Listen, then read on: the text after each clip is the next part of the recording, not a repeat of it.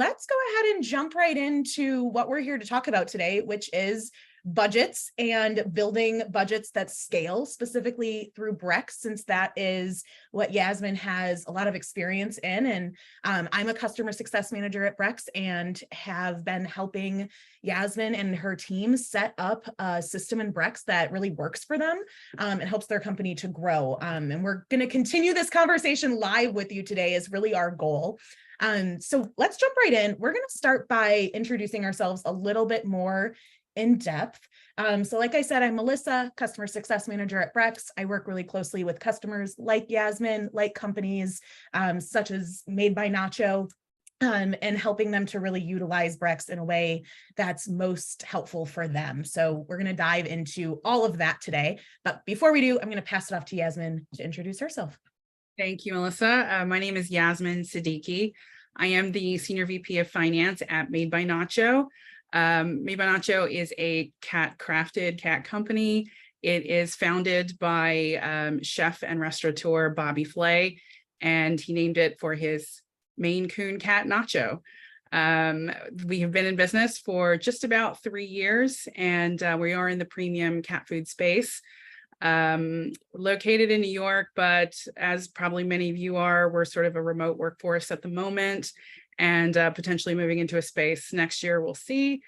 I've been at the company now for just over a year, but I have been in startup finance for nearly a decade and then finance in general for about 20 years. I'm really dating myself now, but I have been in the game for a while, so to speak. Awesome. Awesome. So we are really excited to talk with you today because as you can see, Yasmin has a ton of knowledge about how this stuff works, how to make it work for your company that you're at. And I'm excited to hear more from her about how she gained all that knowledge and how we're going to use it moving forward with Brex too. So we're going to dive right into the agenda. So we already did our speaker intros. So we've already got one item checked off. We are going to give Yasmin a little bit more of a chance to talk more about Made by Nacho. What are the biggest needs that they have and how that might be utilized in Brex. And that leads us to our 3 key use cases that we identified leading up to today that Yasmin is hoping for us to really start to put forward in Brex. And I actually have created a little demo environment that we'll go through that shows sort of a rough draft of what I'm thinking we could create in Brex that would meet some of the needs that we talk about in the 3 key use cases.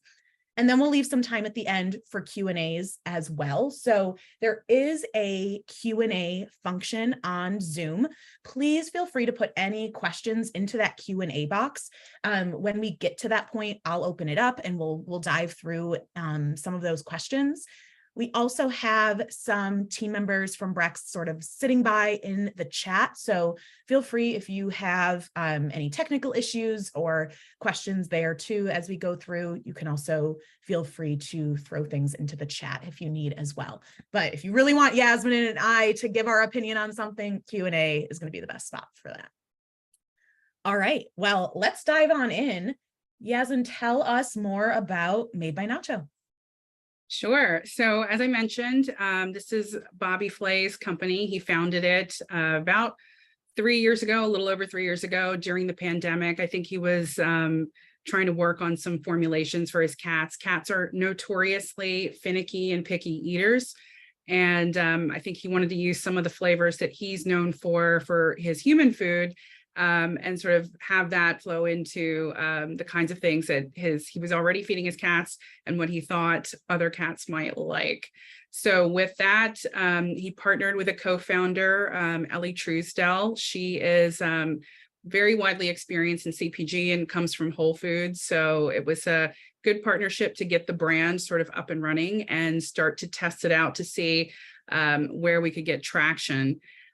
So we are in the very early stages of the business. We're about, like I said, 2.5, 3 years in.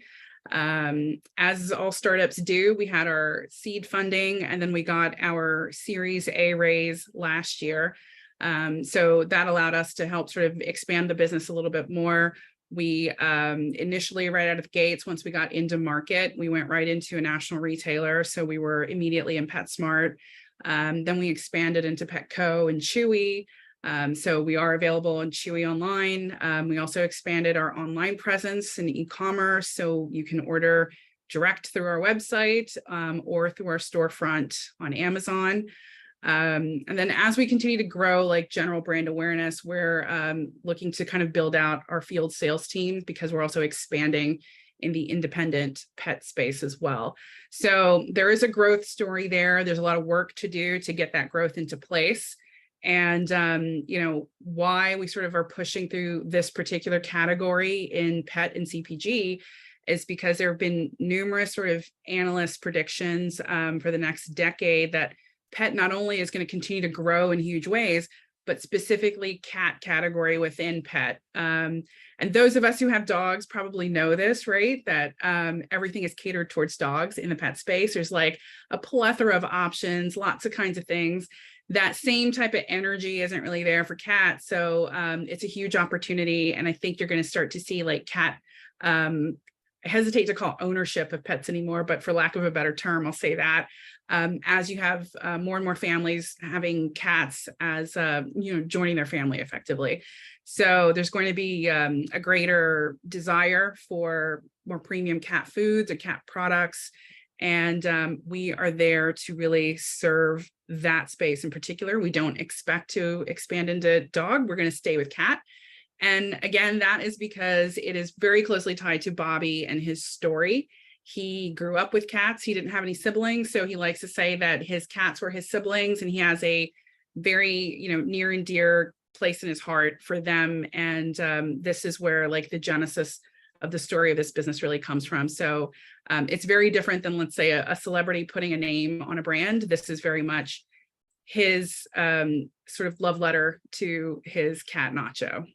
Oh my gosh. Well, that is pulling my heartstrings as you talk. It's awesome to hear that, you know, Brex is able to help companies that have such a strong tie to what they're doing, right? Every day. And it's cool that you get to be a part of something like that too. How did you sort of decide, if you joined the company a year ago and, you know, as the leader of the finance team there, and how did you come to pick Brex out of all the options available? Yeah, it's largely because I've been using Brex previously. I mentioned I've been in the startup finance space for some years now, and I've had the opportunity to sort of test out other products. I've also used more traditional corporate card programs like an Amex. And what I found is, as far as ease of use goes and flexibility, not just from a finance POV, but from something that you can implement so your team can use it. I've now not found anything easier than Brex. And so when I joined and I got the lay of the land, all right, here's how this is set up. Here's how that's set up. What's your corporate card program? Oh, we're using Amex. Only certain people have access. That's when I was like, okay, we're going to change this. We're going to flip it on its head. And I think the best thing that's come out of it, what I think Brex really does in terms of delivering a service, is democratizing that corporate card space within a company. You know, it's not just relegated to, you know, senior leadership or department heads. I remember like the email that I sent out to everybody when I first started the program was, I'm going to be like Oprah, you get a card, you get a card, you get a card, everybody gets a card. And there isn't a concern about, well, you know, what if we go over or whatever, because of the sort of controls that finance has on their end. You can sort of unleash this autonomy to the rest of your team. And I think that goes over really well. And we'll continue to talk about this idea of like finance as a hero. This is a really, really good way to ensure that you get buy-in, and that, you know, in the progressive space and the startup space that we're in, and the way that finance is sort of becoming much more transformational, we're not just sitting in the back counting numbers, right? Like, we are part of the conversation. We are part of the team. And, you know, we'll be talking about how finance sort of connects across the company too. So this is a really great tool to accomplish a lot of that. Yeah, awesome. So I'm going to the next slide already because you basically already explained it, but Yasmin shared with us sort of her guiding principle as we were leading up to today. And we really wanted to emphasize it because it's such a great guiding principle to really think about the role that finance has, especially on a young company that's really trying to grow fast and make big things happen. So just want to give you some more space to share what that guiding principle is, and anything else you want to share about what that really means to you in your role. Yeah, sure. So our chief operating officer uses this term connective tissue quite a bit. So I can't take credit for it, even though I'm a former biology major. So I'll use the body concept of a company as a body and the connective tissue connecting the joints and, the muscles and everything to keep the body moving.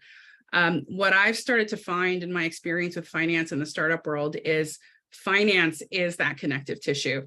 They are the ones that are sort of across the business. If you're truly working in a way that uplifts the business and levels everybody up, then you need to have a really forward-thinking view of the finance function and what it can do. And every department, at least the way I operate, is, I have meetings with every department. They're very clear on what their budgeting is going to be. They're clear they can come to me on any issues related to finance.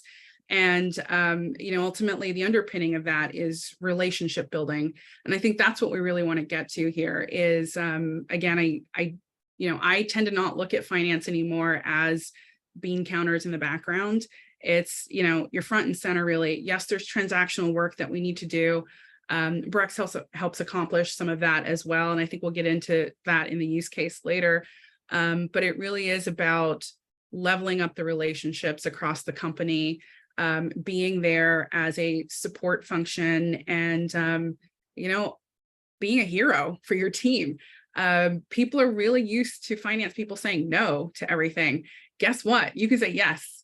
I said yes. I said yes many times over before they even asked the question. And it just really helps build a lot of that trust and, again, that relationship building that's so necessary to make sure people are sort of at the level with each other. That's awesome. Yeah. And I love the line you used about like how Brex can really empower you to say yes more, right? And empower your employees to ask things in a way that will get them that yes, right? Because sometimes they don't even know what they're asking for, right? Or what they need. But if you can set it up in a way through, and hopefully we can show today, through Brex's system, set it up in a way that you really empower them to get their question or get their need met by the finance team. And you can really empower them to make those choices. And it's almost a backwards from what it's traditionally been, right? Where, finance as the brick wall. Instead, it's like, no, we're this sea of resources, tap into us. Yes, exactly. Yeah. And I think that's really the point to convey here is to get everybody really comfortable and less afraid of finance. Oh, that's finance, we don't talk to them. Well, you should talk to us. You should tell us, what kinds of, obstacles you're up against, either when it comes to budgeting or, having access to funds for different kinds of things for projects that you need to do. And having this solution as a way to really release spend capability quickly and do it in a way, again, that helps the teams deliver in a quick manner. It ties everything together. And again, going back to the idea of relationships, like when you can be the hero to see another department get whatever they need off their plate done, then everybody's willing to work with each other more. And I think it's an immediate sort of trust building exercise. So I'm very big into using platforms and products that speak to the entire organization. And if they're coming from finance, it's a way to then share the, not to sound hokey, but share the experience, because you need information from them. They hopefully will get the right information from you. And as a result, you have a deeper understanding of how that business relationship and the business itself is going to function. Awesome. Amazing. So we're already almost into our first use case here that you shared, which is the idea of we want to be able to delight employees, right? We don't want employees to be mad at us or see us as a barrier. We want to build that relationship and really give them an opportunity to engage with us in a productive way, right? So we want to delight employees within Brex. That's our number one goal. Can you tell me more about some of the experiences you've had, with other products that you've used that may not have met this need? What does it look like when the need's not met is, I guess, what I'm trying to I think that's a great question. And my experience, again, because I've come from large corporate world, and I've also come from, really tiny startups. I think in the large corporate world, you've got your sort of traditional Amex card or your normal P card, and you have a very sort of siloed way of using that. It's also tends to be sort of velvet roped off. At least that was my experience back then. I don't know if things have changed drastically in that space. But what it doesn't do is there's a couple of things. One, I always found those kinds of situations a real nightmare to manage on the finance end. Certainly if you're set up for a large corporate, large accounting function, people can handle that. But when you're bringing that kind of a program into a small, flexible organization, it can grind to a halt really quickly. The same kind of reporting mechanisms, access to transactions, access to things like additional lines and reimbursements, they just do not happen in the same kind of way. And the last thing a finance startup leader needs are additional obstacles. You're already wearing multiple hats. You're already running in a million different directions. If anybody on the call is running finance for a smaller startup, you're also probably the only finance person there internally, right? Like you're probably using an outside accounting firm, but it's just you. And so, the other thing with startups is they use other startups. So Brex became a startup solution for startup companies. And that was my first exposure to it. When I first got into it, it was like a no-brainer. And even similar products that I had used, one of the difficulties I found in using another sort of similar Brex product, the onboarding process just was not as easy. And again, for me, lone wolf in the internal finance space, I have to move quickly. I need to shuttle through things. And if I'm getting stuck on like, hey, we got to fill out some more paperwork, I'm like, we are in the 21st century. I am not filling out more paperwork. I can give you information you need, but you got to shuttle me through. You got to get this so that I can get it implemented because I have a team waiting. Yeah. And, so again, that's where I came right back to Brex. I knew when I joined this company made by Nacho that if there wasn't a similar card program in place, that I was going to implement Brex. And it literally was as easy as me joining, getting somebody from Brex to have an initial conversation with me.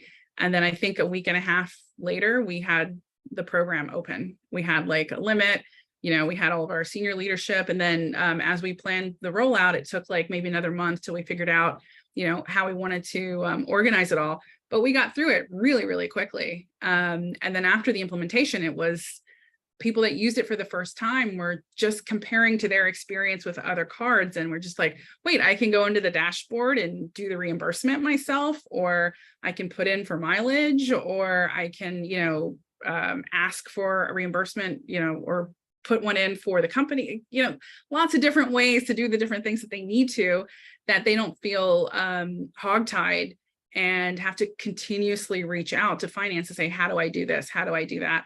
So ease of use was a really quick way to get people adopting, quickly and then using it regularly.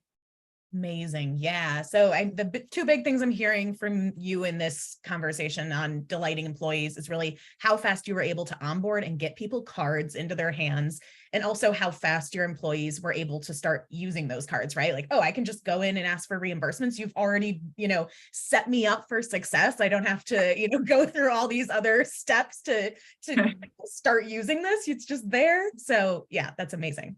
Oh, we have new leadership that joined. So we have a new CEO, new COO that joined in May. And so as we were stepping through the Brex program and just sort of how easy it is, both of them, they come from sort of larger corporate world. Yeah. Both said, hey, I remember the days when I had to tape my receipts to a piece of white paper and fax it in. I'm like, when was that? So it's just like there is a world that still exists where that's happening. And I think, the fact that you've got this mobile app for Brex, you can upload all your receipt pictures. You don't have to save a bunch of paper. All your memos can get done through kind of the connections you have with Slack, perhaps. There are just a lot of different ways in which Brex continues to make it super easy so that you don't have to think about it. It doesn't become a chore. It's just done, set it, forget it, move on. 100%. So I want to dive into the next topic because we talked about, using Scotch tape, but also we want to get rid of the red tape too, right? So when we've already talked about this, right? Part of delighting employees is removing that red tape. Like that's 100% what employees want, is to not have there to be a barrier there. And I know that that's often what finance teams receive a lot of flack for, right? Is that they get seen as red tape, they get seen as that wall, they get seen as the hard part of doing things, the thing that slows everybody down. Can you tell us more about what that's looked like in Brex so far with removing red tape? You talked about onboarding and you've talked about the reimbursement piece, but what about using the credit limits? What does that look like right now? Yeah, I think that has been sort of one of the easiest things to do. There have been so many examples of, predominantly we're using our card for two specific things. It's either software subscriptions or it's T&E related to project spend or travel. And most of that is coming from the sales and marketing team. So a lot of the different use cases that we have do come from that group. The kinds of things that they're used to is, okay, well, if I need a limit increase, I have to request it through my manager. I have to go through this or that. Now, I'm not saying that, larger companies who have processes in place shouldn't follow those. I'm simply saying that with something like this, you don't have the same sort of deep layers of approval in order to get something released for somebody out in the field who needs the funds. We had an example of this with a salesperson at a trade show just last week, and one of their rental cars ended up being more was held than originally was meant to, and the funds that they needed for the show itself weren't there. I was able to get that done. They reached out to me in a panic through Slack. Hey, I need to buy, this banner ad or this banner for this and that, or this display. And within, 5 minutes of us having the conversation, I got the extra limit there, and he was able to move on with the trade show purchases. So that was one example. There's another one where we recently launched our first connected TV commercial, and the shoot itself, which was happening in May, we had somebody there, kind of running to get all of the background stuff that was needed. Oh, we need to get our product in place here. So they had to do, runs to PetSmart or whatever. And, all of that was, oh my gosh, I only asked for X amount in limit, and I need more because we didn't know we were going to need additional stuff for the shoot. I'm like, no problem, turn it on, increase the limit. And for that day, they've got the additional funds that they need. And then, again, from the finance standpoint, it's like you've now enabled your team members to do the work that they need to do without sort of, just trying to do a balancing act between, well, who's approved this and who hasn't, whatever. You can take care of that later. But I think, being in the moment and being able to help any of your team members that are, particularly in sales and marketing, that are out in the field doing the work that they need to do, and then having this availability to just kind of enact something quickly so they can get the work done is a huge win. And again, going back to the relationship side of finance with the other teams, it definitely makes you a hero. These are the kinds of tools you want to be able to use and really sort of promulgate throughout the company. So those are some of the quick wins, I would say, that we had. Yeah. So just so everybody in the audience knows, I played a little bit of the commercial that Yasmin was talking about that they were able to quickly make happen due to the setup they have in Brex.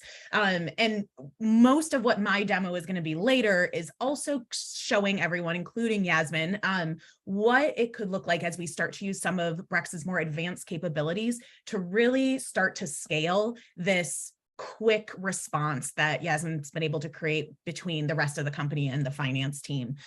We have some really great features inside of Brex, like our budget hierarchy, our approval chains that I'll dive more into, about how we can, I already went to the next slide, about how we can really start to build something out that scales as the company continues to grow, right? So instead of having these single credit limits that is working right now for Yasmin and the team, how we can start to create something that is even bigger than that as the marketing team grows and more of these projects come through, and all of those types of things. So you already got a preview of our last piece that Yasmin is hoping we are able to achieve inside of Brex, which is bringing all of the different spend management tools into one spot for her employees. Yasmin, tell us more about what other tools you're using that connect to Brex.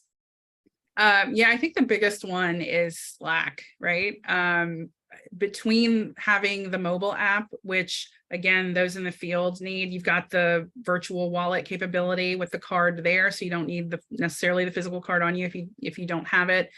And then, uploading receipts. So the app has been clutch. And then the other part of it is really the connection with Slack. So what we have set up as part of our policy is literally every transaction requires a memo. If you don't have the receipt right away, that's fine, but a memo is required. Otherwise, you're going to keep getting bothered on Slack.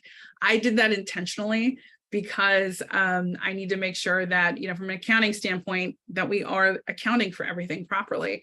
And, that's one of the ways that I've had people tell me, it's like, okay, yeah, it's annoying, but it's a constant reminder for them to make sure that part is uploaded because it's a essential part of our policy. So that's one of I think the major connections. And then of course, the big one is the link to the accounting system you're using.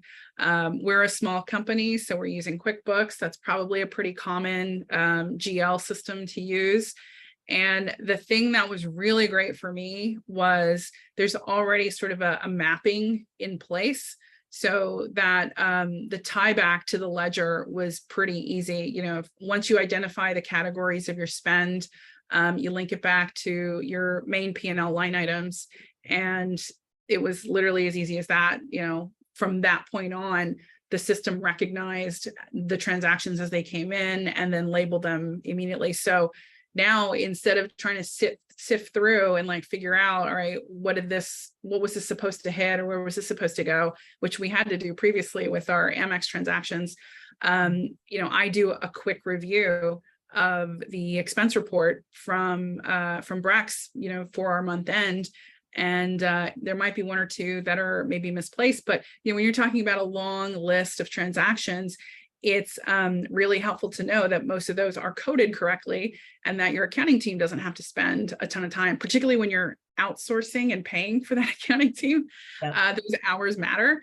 So getting to a really tight month-end close checklist and having Brex sort of take care of that side of the GL mapping was a critical feature for anybody in finance. 100%. Yeah. The automation features there with that QuickBooks integration are amazing. And I never thought of it in that way too. If you have this, outsourced accounting team that's coming in, it's like, you want their work to be as only the essentials, right? You don't want them to have to do more than they need to do. Right. Brex having some of that automated really saves money for the company there too. Definitely. And I think, you don't want any of them to have to be chasing you down either.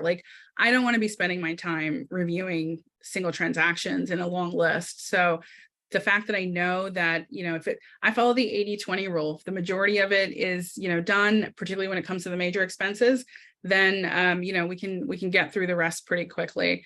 And that's definitely proved out. Awesome. That's great to hear. So where we're going to go next with all of this is really how can we make these three big use cases that you brought up, as well as your guiding principle of really being the connective tissue at the company, to life inside of Brex with some of the more advanced capabilities that Brex has available. So obviously, Yasmin and I work together closely and have had these sort of conversations leading up to today. And what I've done is created a live demo environment that shows sort of an example of what we could do to scale what Yasmin's already doing now with her marketing spend into something that's more robust and will grow with the company as they continue to have more and more of these projects. So I have a video of what this looks like, and I am going to walk through some of the main things that I've set up. And I am hoping to also hear from you, Yasmin, what you think, and what this might look like at Made by Nacho if we were to start to put some of this into your actual account. Like I said, this is completely demo. This is not Yasmin's real setup inside of Brex. This is this is my setup inside of Brex to give an example of something we could do. So without further ado, I'm going to dive in and just talk everybody through what you're seeing in this video inside of Brex's demo environment.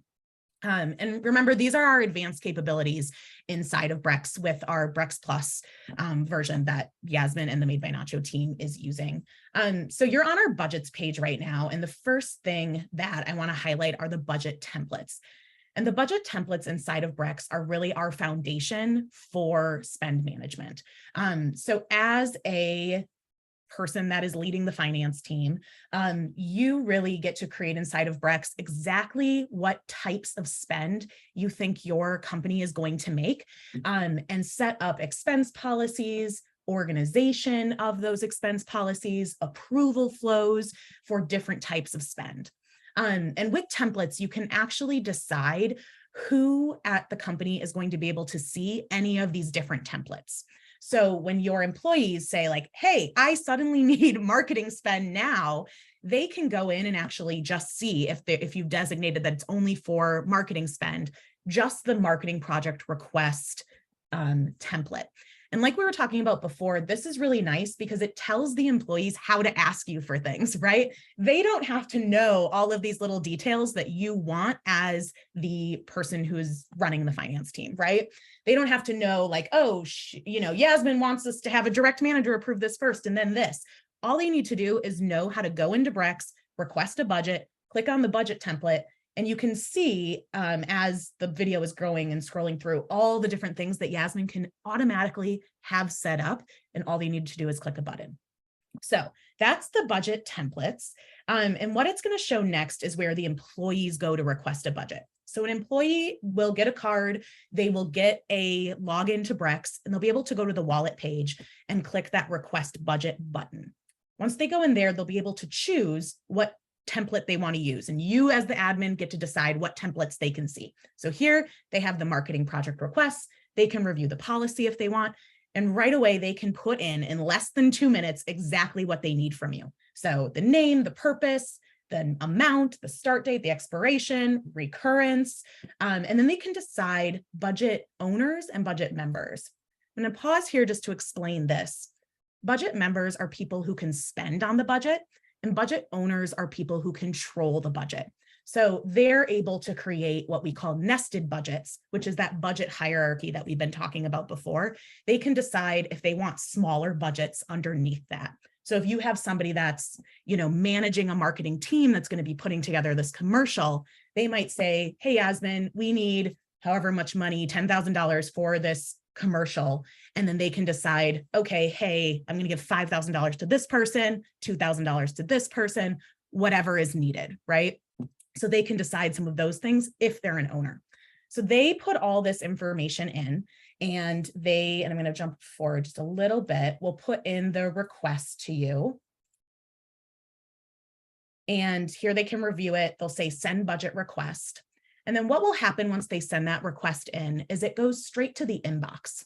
And where it shows up in the inbox is under their requests line. So they'll be able to see any budget requests that they've made.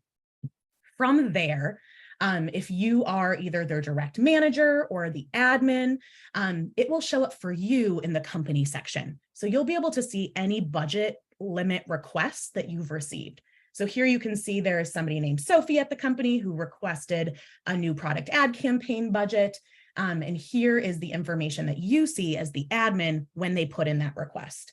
And all of that template setup that you have is attached to this request. So you don't have to go in and reinvent the wheel there of like, okay, who needs to approve this, or what guardrails need to be in place? What kind of compliance do I want? That's already automated and connected to the budget.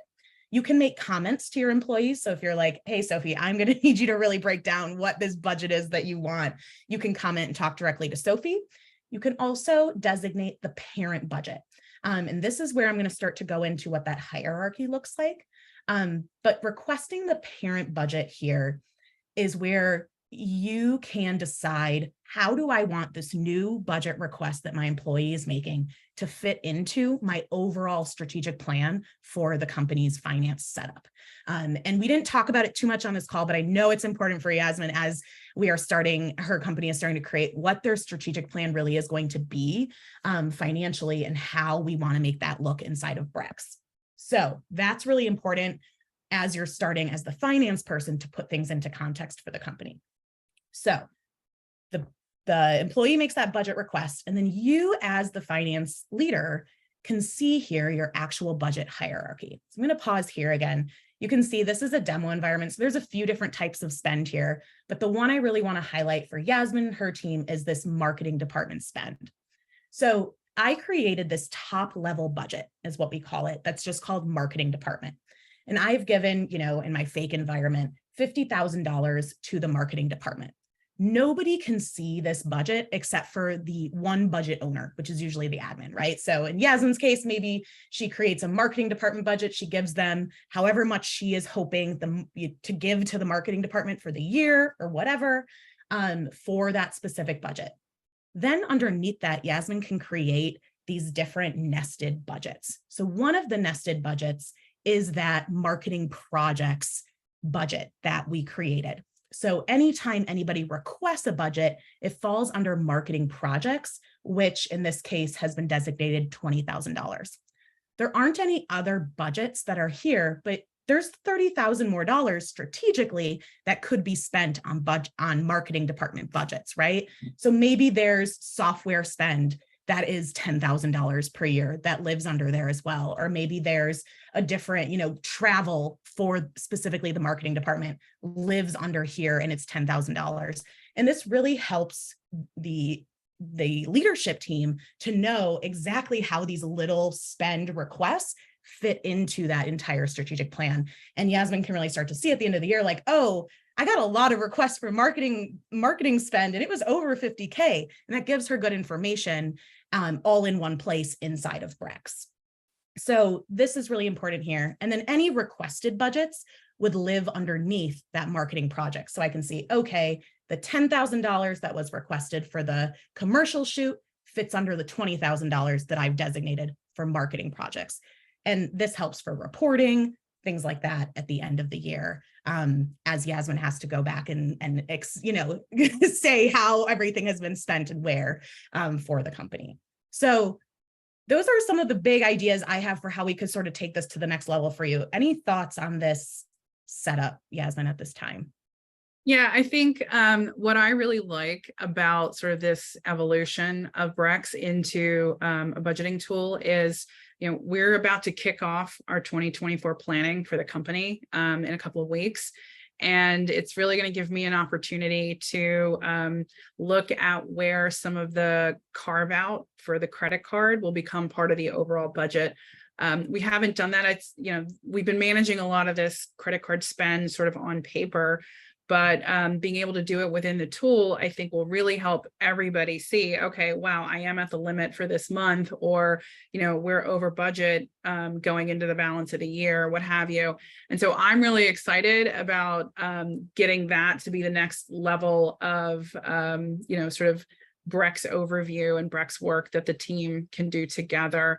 And really utilize that. So, I think of this very much in the same way that I think of like our budgeting hierarchy. You've got your department lead, you've got the different, let's see, if we're using marketing as the example, there's the social marketing team, there's the brand marketing team, there's digital marketing. Each has their own budgets, each has, we can also now specify a portion of that spend in Brex, and then they can track it very carefully, as opposed to trying to, do it on paper themselves, or on paper, meaning, spreadsheets and whatever. But I like that there's a tool that you can run reporting off of, that you can always go back to as a reference, and then continue to adjust as your budgets are adjusting. So we are at the stage where I'm going to be utilizing this going forward. So maybe we can have a follow-up after it's Yeah. done, see how it's going, right? Check in. Totally. Yes. Yasmin and I will be continuing this conversation because it's an evolving process, right? Companies grow, they start to need new things, new setups. And what's cool about Brex and what I tried to highlight in this video is that we can set something up where there's a structure, but there's still room to be proactive and to be flexible. And there's always room to set something up, but also to create new things or new ways all inside of the platform so you don't feel stuck in one system and you can't backpedal or you can't go forward in a new direction. So that's really our goal here. And Yasmin's already been able to do this in a huge way inside of Brex. You're a finance hero for sure. She's already gotten some amazing comments from her employees, just complimenting how easy things have been for you and the team. Anything else you want to say in that regard? Yeah, look, I think, those of us on the call that are working in finance, finance hero is the right term. People will love you after you put this product into place. And then particularly as you help guide them along their budgeting journey as well, because for anybody that's in the startup space that's a little bit green to budgeting, it can be a little scary. And I think when you put easy to use, navigable tools in front of them, then it starts to connect the dots in a way that just helps everybody. So, you become a hero, you're building trust across the organization. So that relationship building is super key. And, I think it's nice when you feel like you can do something where people on your team appreciate it and come back and say, thank you. Who doesn't want that validation? Sounds amazing. Awesome. Well, thank you so much for, being open to sort of putting Sure. where we're at in the process together, sort of on blast to everyone and share like what's going on with how you're using Brex and how you're hoping to move it forward together. We have a few minutes left. If anybody has questions that they want to ask Yasmin, myself, we are happy to answer anything that is on your mind about Brex or about finance, anything of the above. I don't see any questions here yet. I think we just, blew them out. Killed it.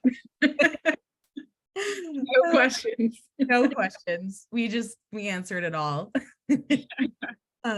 Well, the Brex team is always here to help however we can. We love working with companies and people like Yasmin. And we really just our goal is really to empower the people that do this type of work to make it easy for them and easy for their employees. We really care about startups and helping companies grow at Brex, and we want that to be an easy experience for everybody to move fast. And we want to help finance leaders do that well.